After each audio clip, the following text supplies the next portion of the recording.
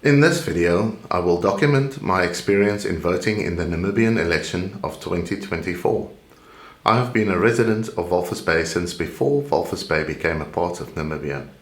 It is safe to say that this is definitely my home and I know it well. This is also where I married my wife, who was also registered to vote in this election, but sadly could not. On election day, we got up early and was at the closest voting station to my home just after 8.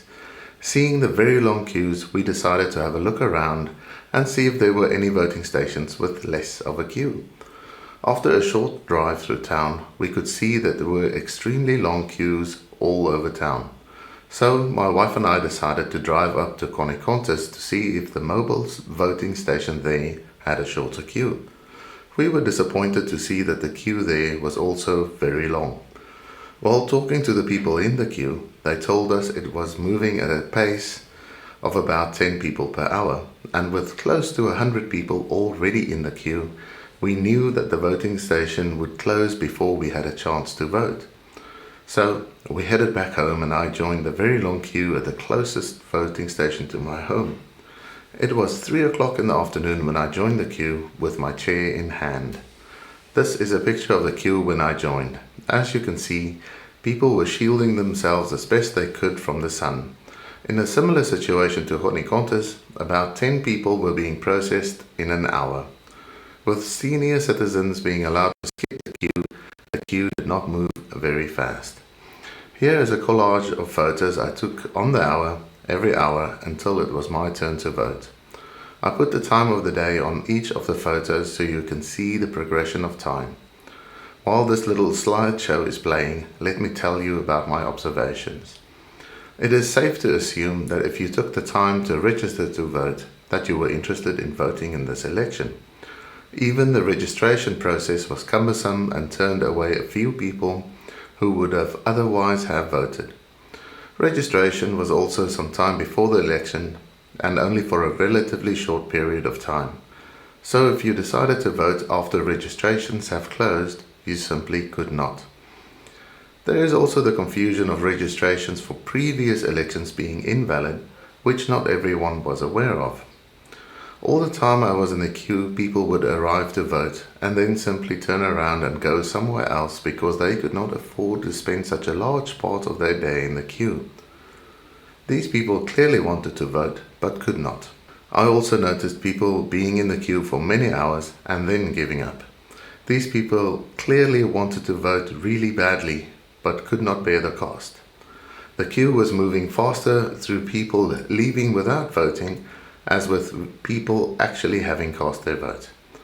All through the process, it was abundantly clear that not enough capacity was provided to allow everyone that wanted to vote to vote. Night fell and it became quite cold. Just before the polling stations closed at 9, the power to this part of town went out, and this caused a few more people to leave, people who desperately wanted to vote. Since the law states that if you are in the queue at closing time, the station has to let you vote, most of the people in the queue remained. Staying in contact with my friends at other voting stations, it was clear that this situation was not isolated to this voting station only, and that there was no voting station in Walvis Bay, Swakopmund, or near enough to these two towns that did not have the same issue of very long, slow-moving queues. This proves to me that not enough capacity was provided to handle all the voters. In fact, so little capacity was provided for this entire region of Namibia that it would definitely show up in the ratio of registered voters compared to votes cast. Now, I am fortunate enough to be on holiday at this time and so have a little time on my hands. If someone were to provide me with the number of registered voters per town and region, as well as the final tally of votes for the same towns and regions, I am more than willing to crunch the numbers and paint this picture for all to see. Finally, I was able to cast my vote at 4 in the morning, a full 13 hours after I joined the queue. There were still people behind me in the queue. From this extremely long time in the queue, I could see that the voters who were actually able to cast their vote roughly fitted 3 demographics. The first demographic were unemployed people, and Namibia has a record number of those.